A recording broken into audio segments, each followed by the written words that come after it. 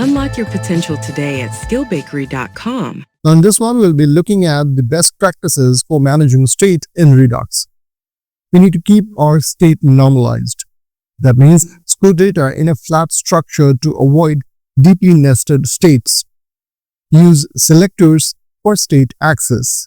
It helps in efficient state retrieval and prevents unnecessary re-renders. Keep reducers pure. Avoid side effects in reducers like API calls or modifying external variables. Use Redux Toolkit. It simplifies Redux setup, includes immer for immutability, and reduces boilerplate. Leverage middleware. Use Redux Thunk or Redux Saga for handling side effects like API calls. Persist state wisely. Use Redux Persist only for necessary data. Example or tokens.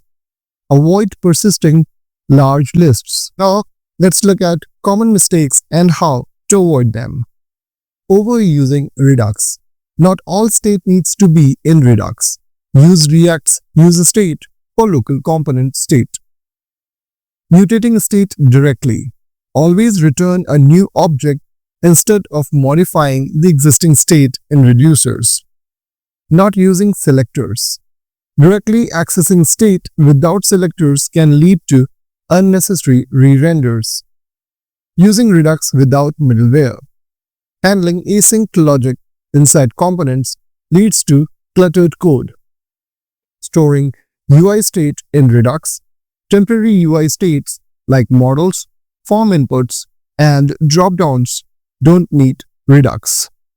Now let's see when not to use Redux. For local component state, if the state is only used by a single component, useState is better. For static data, if data doesn't change often, keeping it in Redux might be unnecessary overhead. For small applications, if the app is small and doesn't need centralized state, Redux might be overkill.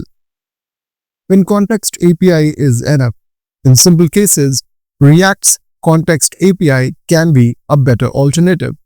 If you find the video helpful, don't forget to like and subscribe.